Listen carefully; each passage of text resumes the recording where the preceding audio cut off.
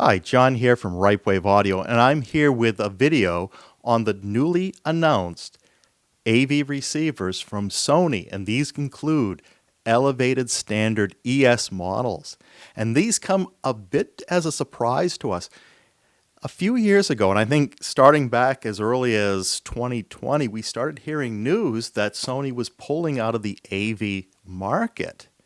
And this was backed up with actually seeing models being discontinued, such as the STR-AZ5000ES, the 3100ES, the 2100ES, and the 1100ES with no replacements. And we've gone over a year with this gap in the Sony portfolio for AV receivers. And I really did think that they were just going to focus on some simpler devices like headphones and the like, but it's nice to see that they've come back with some new AV receivers, including ES models. But the question I have is, in which way are they coming back? Right? And I'm doing this video intentionally behind my Sony museum here. You might recognize the Sony TAE9000ES, the processor I used for over 2 decades as the powerhouse for my system. And maybe the first time you're seeing this CD carousel, but nevertheless, I have been, a fan of Sony in certain periods of my life, and when I really felt like they were making a high quality unit that was something I could jump into, I did. More recently, it's been like the PlayStation 5. So let's take a look at these new models. And I'll tell you right off the bat here what I think they're doing. I don't think they're jumping in to really compete with the home, for the home theater enthusiasts' major attention here. I don't think they're looking to compete against an Anthem or an Arcam or Emotiva or the top of the line Marantz receiver or AV processor. No, I think they're going after something different. Where they were trending, I thought they were going to focus just on like sound bars for the home market. And what I do think they've realized is there's a niche somewhere between that group of people that are happy with the soundbar and those that are the home theater, home cinema enthusiasts that they're trying to fill. And particularly that next jump up when they want something a little more than a soundbar. They want a subwoofer or two. They want to have a little more enveloping sound, but they want to do it in a very simplistic way. They don't want to have to run a lot of wires. And if they're not going to do it themselves, they want to have a home integrator come in. And they don't necessarily want to spend tens of thousands of dollars on the system. But when a home integrator comes in and they say, we're going to put in a Sony system, that's a name that they can trust. The Sony has still that brand recognition that really can't be ignored.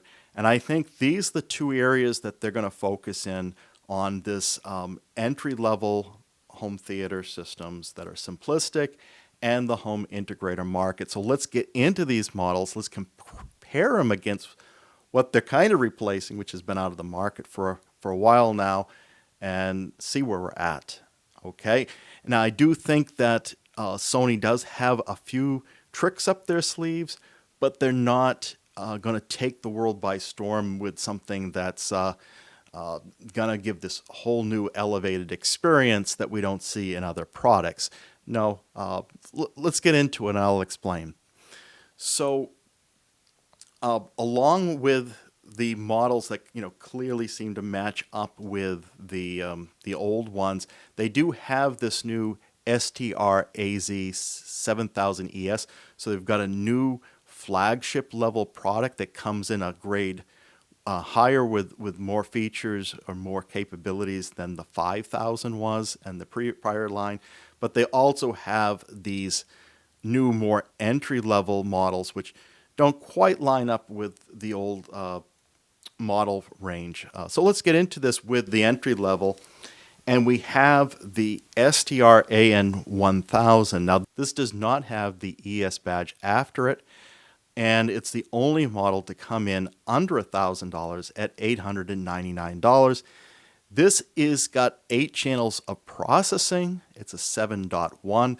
For those, I'll just cut to the chase, there's nothing in their portfolio that does discrete multi-sub outputs, even though you'll see 2 subwoofer outputs on these. And this entry level is no different. This gives you 7 channels of internal amplification at 120 watts, but they only rate this at 6 ohms on this product. And so the other thing I'll point out is these are all in pre-order mode right now. So I don't think you can actually get these, but you can pre-order from a lot of retailers at the moment. And when we first look at this, the styling on this is not something radically new. There are some changes. This style is slightly different than what we saw previously, but it does fit in with the Sony family. In fact, it doesn't look so far out of place with something that's 20 years old from Sony. They're very consistent to almost a boring point of view, but this always looks stylish, right? The remotes that Sony puts in, nothing exciting. They're usually these pretty light devices nowadays. This is a newer style than what was previously out there in their ranges. And you'll notice on this STR-AN1000, it's the only model with a non-removable power cord. But what we do start to see is wireless on these units, which we didn't have in some of the prior generations. So let's just jump in and take a look at, the entry level before was the STR-AZ11000ES. Now, I don't think this is a really a fair direct comparison, but it was the closest thing to the AN1000. That when it came out in 2016, it was just over $1,000. But you've got another 7-channel unit. In that case, it was 90 watts at 6 ohms. So here they're bumping up the power a little bit on this sub $1,000 receiver. But that one was an ES model, and it had a removable power cord and a few other things. But you can see the big gap from the 2016 vintage to where we're at now in nearly 7 years later, and they're just coming out with new product. And of course, with the ZA1100, the cover comes off. This cover physically removes from the receiver to expose all these buttons. It's almost like having a remote on the front of the receiver. Let's move up to the next model, and the almost identical model number, but some subtle differences. Instead of being the STR-AN, this is the AZ1000, and it's appended with the letters ES, for this is the first elevated standard model in the new range. It's almost identical. The main difference we see on the back of this is there's a removable power cord, an IEC power cord, but we get the same remote, the same front panel, and everything. So this is very, very close to the non-ES model. And of course, the warranties are going to be different on these two. Now, looking at the 1000ES against the now discontinued ZA2100ES, that was a $1,500 unit that was released in 2016. Now, the new 1000ES is 7 channels, 100 watts per channel, but now they're rating it at 8 ohms instead of 6 ohms, not playing that parlor trick anymore on this one. I think it's still only like 1% THD, so they're making it easy on themselves on how they're rating the power on all of these amplifiers. I'll just say that on the THD that they're measuring at. But nevertheless, they're consistent. So here we've got the new model at 100 watts per channel. The old model was 95 watts per channel. And you can see that actually the price has kind of gone down if you just look at it from an amplifier perspective.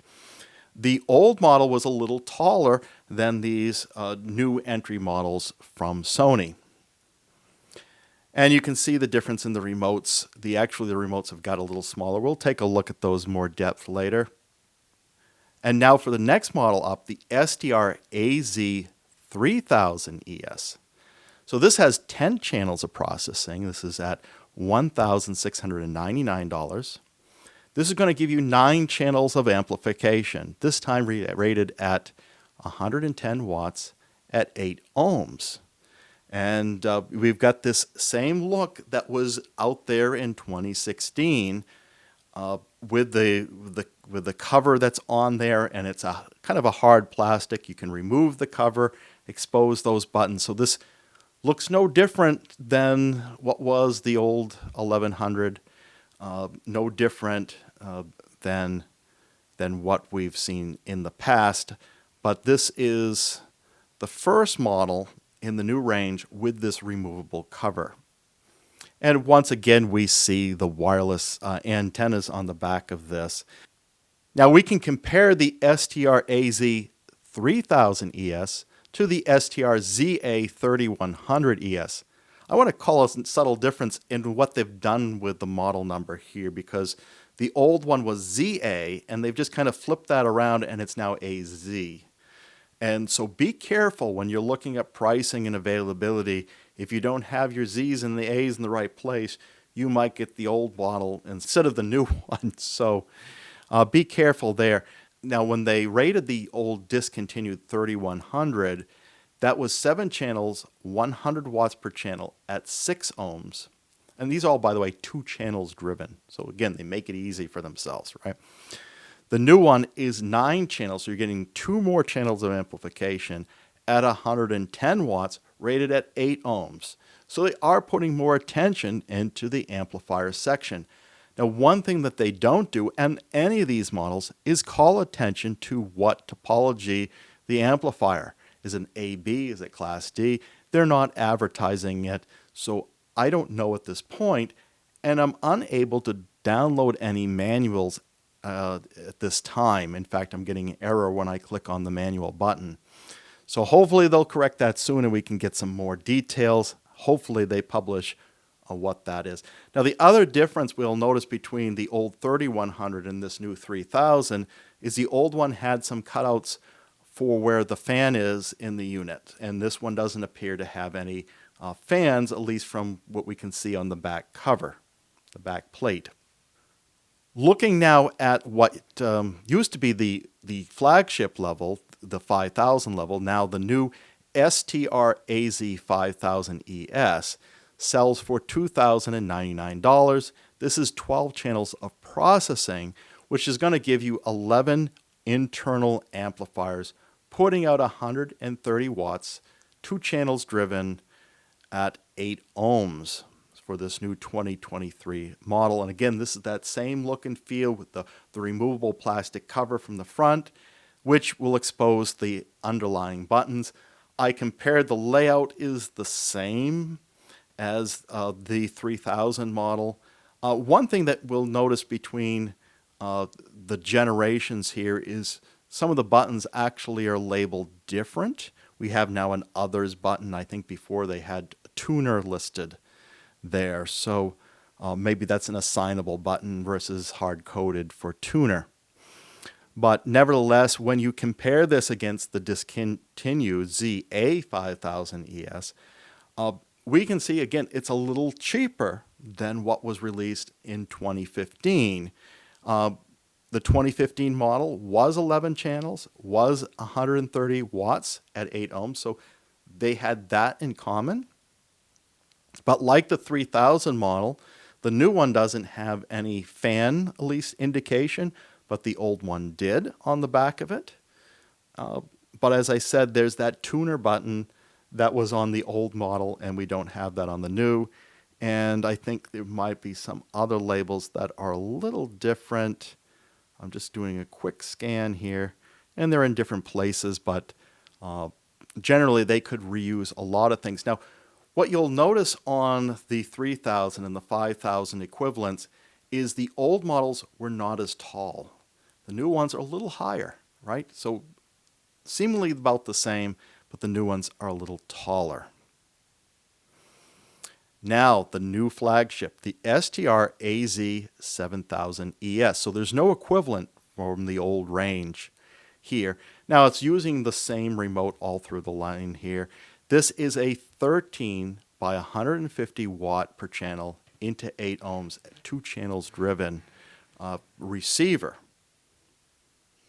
And so this will do 14 channels of processing. Like I said earlier, none of these do independent subwoofer outputs. These are all driven in parallel.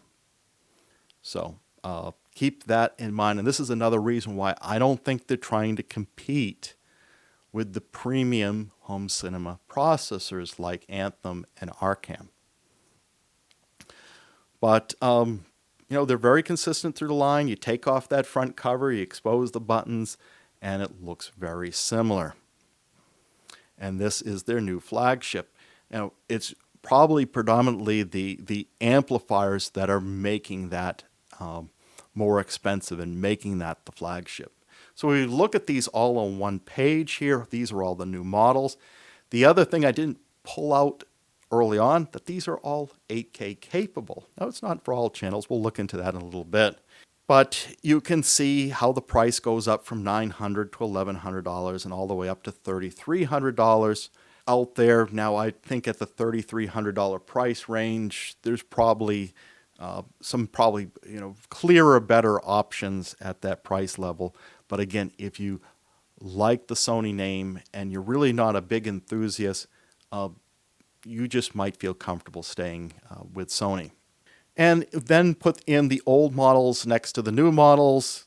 And, what does 7 years make? Well, not much of a difference in the way these look. And some of the layouts on the back are different. We'll get into the fact that some of the older models actually had a networking switch built into it with 8 Ethernet ports. So that was quite unique, and that seems to be all gone now. Let's take a look a little bit at the internals. Now, here is some images that they put on their website for the internals of the AN1000 entry-level model. And they talk about the new heat sinks that are in here and that there's using some metal components. They show the HDMI board here with its own heat sink on it. They use E-core transformers for all these models. But as we go through these different examples, you'll see that it's a bigger, more robust power supply as we move up. So let's go to that next page. And here we can see at the AZ5000ES level that transformer power supply is a little more robust there. The chassis itself is more rigid, more solid all the way up through the sidewalls and everything. The heat sinks are slightly different. And now the 5000ES actually has 2 fans, but they're now facing up there. So they're not on the back. So it's probably going through the cover. So there is still fans. Now, I don't see the internals for the other models, so maybe they have fans as well. And then finally, when you go into the 7000ES, that same rigid chassis, but again, there is a difference in the E-core, and we can see there's a different orientation. This is vertically mounted versus horizontal on the magnets there. But they're using the same HDMI board on the 5000 and the 7000, although the HDMI seems to be a little lower quality in the entry-level model. So that's a bit of what we can see from the inside. Let's get into, at this point, the sound layout options. And starting with the 7000, this is the most you can do with a Sony AV receiver, is that 7.1.6 or 9.1.4 configuration of your speakers. Now, the flagship having 13 internal amplifiers, you can power your front threes, your side surrounds, but your rear surrounds, you'll make a choice between whether you're going to have a rear surround or a third row of heights, which is not so common to do third row. But if you have a large room, you'll have to make that choice. And then it does even support front wide. So that's another decision if I'm going to trade off, I'm going to do front wides or that third row. Or they also have this capability of doing a second center channel. And we'll get into that more, how they actually leverage. You can have one center channel above and below your screen and have that help out the sound there. And as I said, all the dual port subwoofers are wired in parallel, which is purple indication on the color here. So you're not going to get any discrete subwoofer. And so moving from the Flagship with the 14 channels of processing to the 5000, that's 12 channels. So what you do is you lose that third row on your heights. You lose the capability of doing front wides. So if you want to do those, you got to move up to the 7000. But this was just like the configuration that was available in the old ZA5000ES, a 7.1.4 configuration. Now moving down to the AZ3000ES, now you lose that second center channel. You don't have that on the 3000. So that's going to be a 5.1.4 or a 7.1.2 configuration because you're making that trade-off between the second row of heights and your rear surrounds. The discontinued 3100 and 2100 didn't have that second row of heights. Those were 8-channel receivers, not 10 like the 3000 is today. So you really are choosing between whether I was going to have a one row of heights and your rear surround on those discontinued models. But that's the same choice you're making with the new STR-AZ1000ES and the AN1000, that it's either going to be a 5.1.2 or a 7.1.0 receiver. And of course, that was like the STR-AZ1100ES, that same option choice there. When it comes to surround decoding, you just have the two main formats, Dolby Atmos and DTSX. There's no support for DTSX Pro or Aural 3D. Now, when it comes down to headphone jacks, I could only see a headphone jacks on the AN1000 and also on the AZ1000ES. But I did not see any headphone jacks on the AZ3000 or on the 5000 or on the 7000. So that's kind of odd that the entry level has a headphone jack, but the premium models do not. When it comes to over-the-air tuner, this is another bizarre thing that we see in the line is on the Flagship, it's only an FM tuner. There's no more AM radio that's available on this. The discontinued models were all AM, FM tuners on it. So all the new models are FM only. They all have a removable IEC power cord except for the new AN1000, that first entry-level model. The power type, whether it's 110 or 220, is determined at the factory. So you got to make sure you order a model that suits the power of where you live. Now let's talk a little bit more about the center modes. I said certain models actually had 2 center channels, and how do all that work? Well, they have something called center lift now. If you have height channels in play, a wall-mounted heights I would think would work best than a ceiling-mounted height. But what it'll try to do is average these together, play a little bit of your heights with your center channel below your screen to make that dialogue sound like it's coming out from the TV. The other way they'll attempt to do this, if you have a Bravia TV from Sony, it's only the Sony Bravias that would do this, but it would work in conjunction with that to use the internal speakers of the Bravia and try to find that acoustic center between that and your center channel. All right? So this is people with fixed televisions, not using perforated screens where you can have speakers behind it. So I think this is a good idea to try to do this. And of course, the third option to deliver this same, let's center this on the screen, is actually having dual centers, one above and one below, and we'll mix those together so it sounds like it's coming out of the screen. So I think this is a good thing, and we don't see this, so this is kind of unique with what Sony's doing. So I applaud them for putting these innovations into these AV receivers. Now, the other huge innovation that they're doing here is working with their wireless speakers.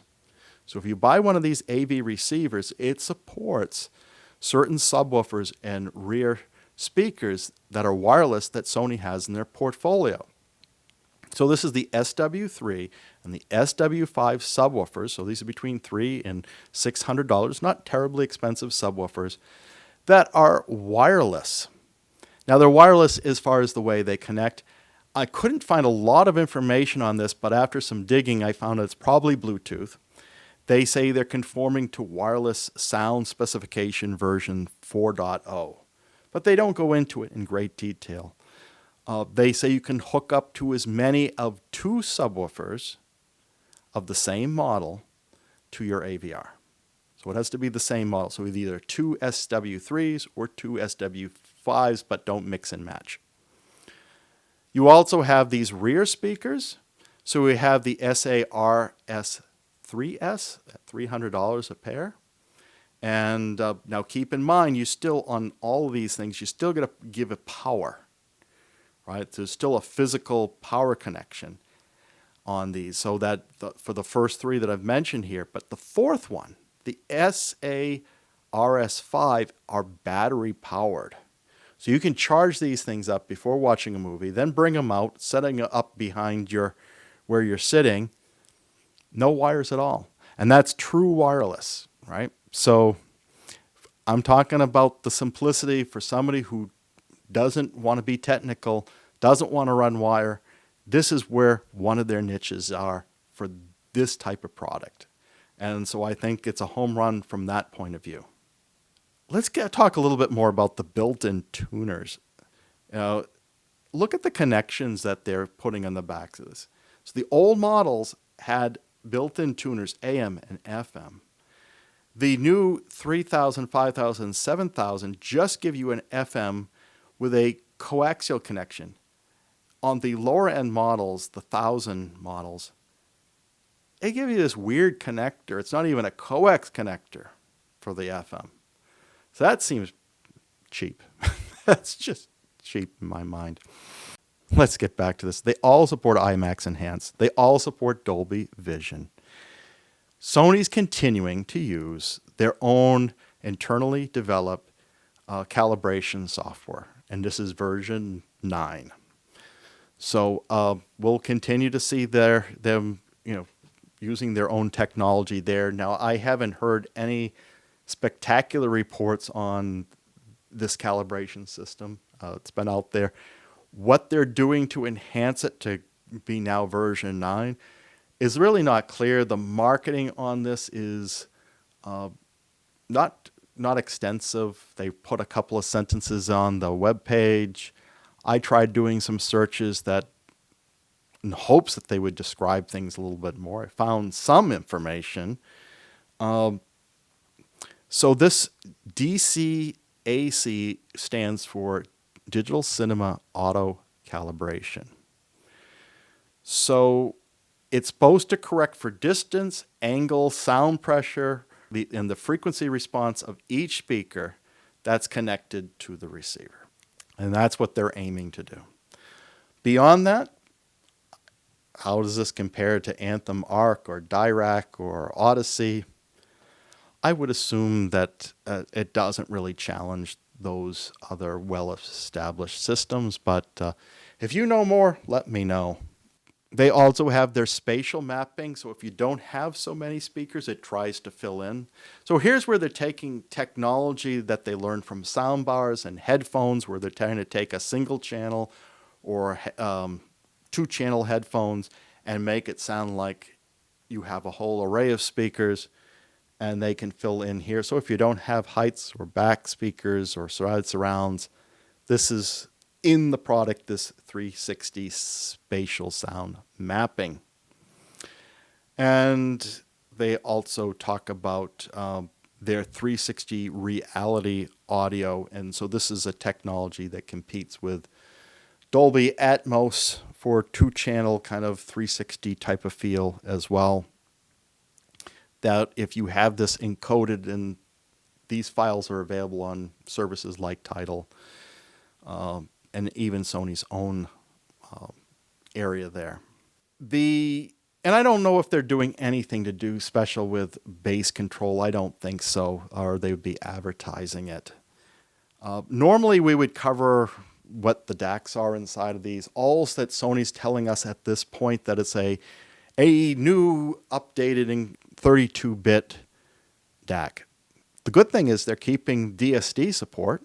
I think they should. They were there from the beginning with DSD. So nice to see that they're at least continuing support for DSD. And they advertise some of these other things, that they've got improved analog power for the DAC, and they've redeveloped the whole digital section, and that they're doing a buffer amp. So they're drawing some attention of some enhancements that they're doing around the digital to analog circuitry. So, perhaps this is an elevation over the prior generation. I hope that they have made some improvements. Again, does it compete with some of those other premium solutions? It would be a pleasant surprise if they did. I don't see any evidence yet that would tell me so. They also have their audio upscaling technology they call D.C.A.C. And this is an AI-based technology that's supposed to accurately upscale to a higher resolution. My Blu-ray high-definition player has this technology in it as well. Let's look at the I/O now. So all of these have 6 HDMI inputs and 2 outputs. They all have a single coax digital in and 2 optical in.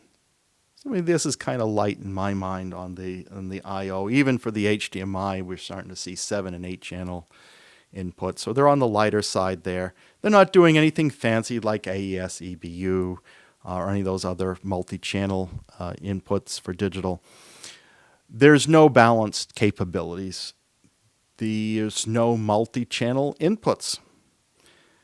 But you do have multi-channel outputs on several of these. Starting with the Flagship, that's going to give you 13.2 output. And remember, the 2 is in parallel.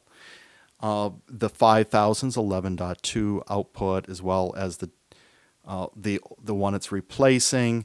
The 3000ES is only going to give you the subwoofer outputs. So no chance of doing any external amplifiers with the 3000ES. This is a little surprising because the discontinued 3100 had 9.2 outputs. Now that was really a 7.2 maximum configuration, but they were giving you some options there. And the 2100, I said it's 2.2. That was you could go out to a sub or subwoofers or your heights through that. The new AZ1000ES and AN1000 are 1.2.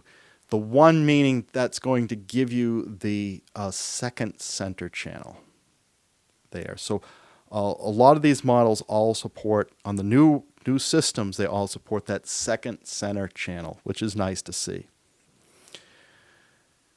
As far as inputs, they're all giving you 4 analog inputs. They're all giving you 2 zone outputs, except for the entry-level AN1000, which is a single zone. They're all giving you still 2 composite inputs, 2 composite outputs on the video, except for the entry level, which only gives you 1 composite output. And component is gone. You're not going to get component. And none of these receivers, new or old, have a phono input. So if you want to use a phonograph, you need to use an external preamplifier. Now let's look at the video a little more closer. As I said quickly that the new models support 8K. So out of the 6.2 inputs you have, you're going to get 4 that is 8K and 2 outputs. And you're going to get that eARC output on the new models. Now the old ones are just going to be ARC with no 8K. More entry-level ones, the 1000 models, are only going to give you 2 8K outputs. So there's a difference there. So it's going to be 4K 120, 8K 60 on the new models, and before it was just 4K 60. Sony is only claiming support for certain HDMI 2.1 features. They're claiming variable refresh rate and auto low latency mode. They're not claiming quick media switching or QFT. For HDR, they're claiming hybrid log gamma, HDR10, but not HDR10 Plus, which is a Samsung competing technology. They are supporting Dolby Vision and IMAX support on the new models, except for the AZ1000ES. I don't see it listed, although that could be just a typo in the website. The old models did not have the IMAX support or the hybrid log gamma listed. So there's some additions there. And the new ones add in HDCP 2.3 versus 2.2 of before. On the Ethernet side, the older 5000 3100 models had something unique. They had the 8-channel switch with 2 of the ports being power over Ethernet, giving you 15.4 watts of power. Now, I'm not quite sure how you use that. Maybe to power some downstream switch, or I don't know. I don't see a lot of devices that are power over Ethernet for the audio world, so I guess this is maybe why they dropped it. Maybe they were going to use this for remote speakers using Ethernet. Don't know. If you know more about how they were going to use power Ethernet, that would be great. I see conflicting messages on whether that new single port that's in the new product support PoE.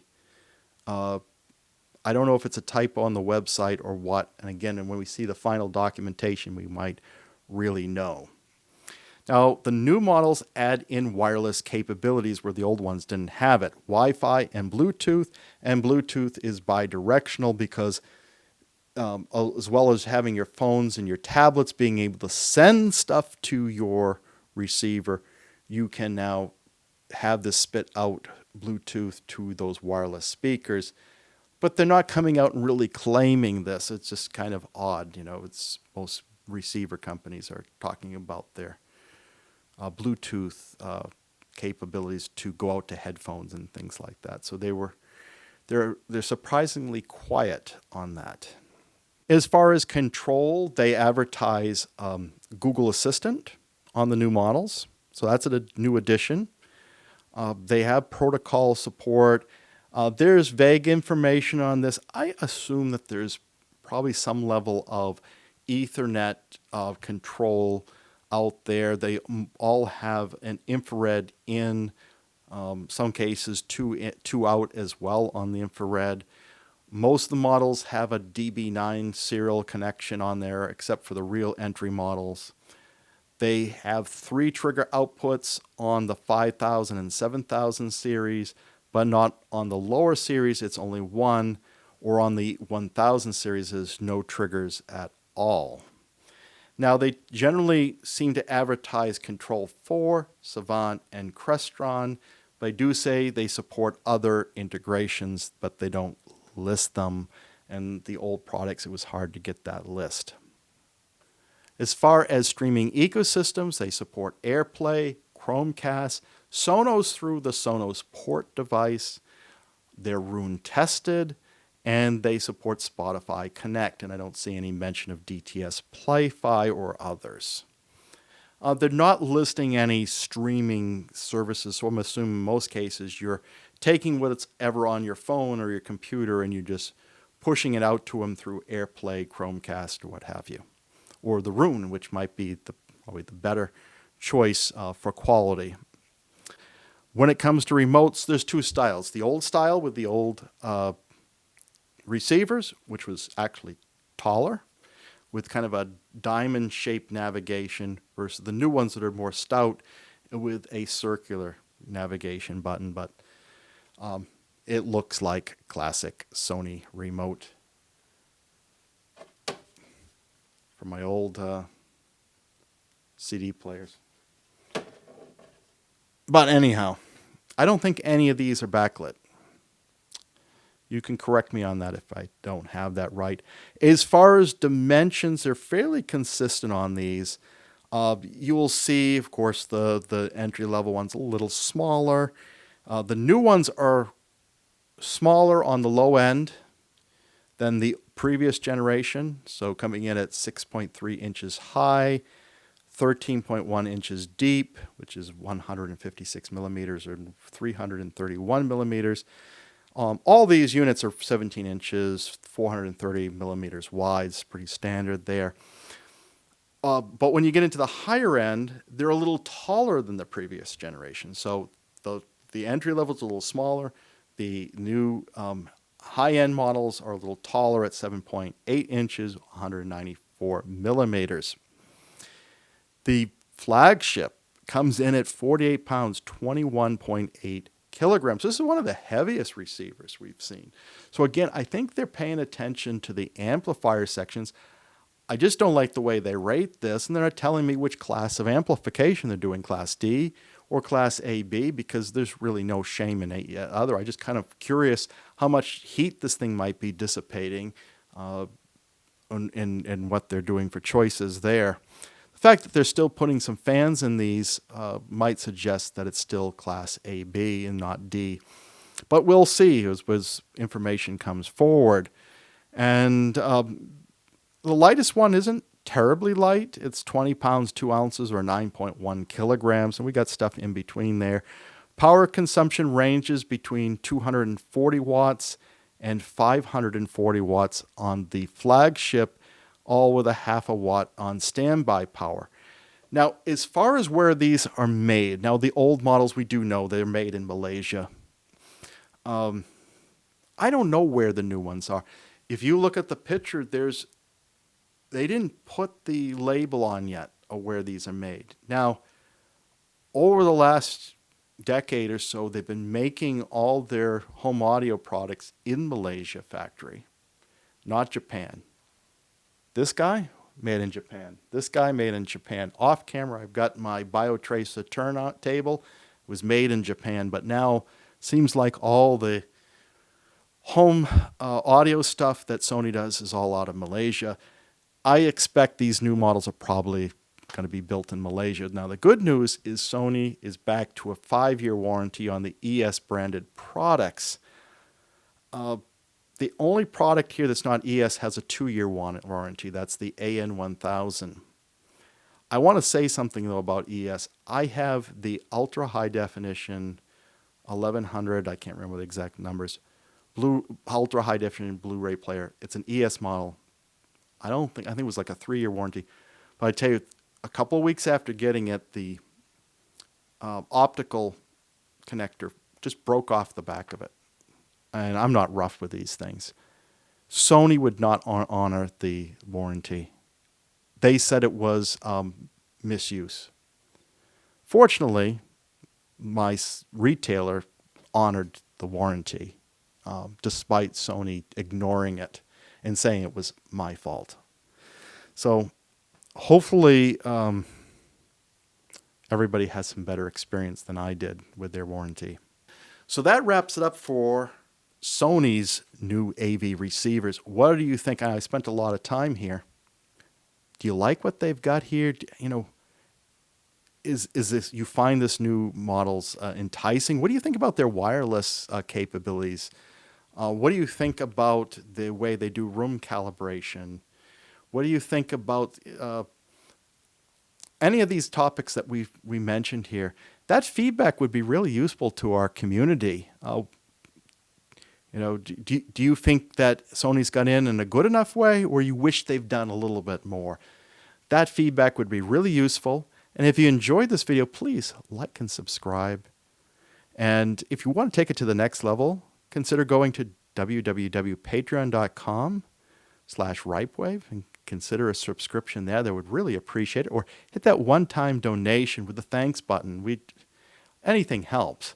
But you can always, this is available to you regardless. Hit that bell notification so you get the next video when it comes out. You're notified. And as always, keep evolving your audio experience.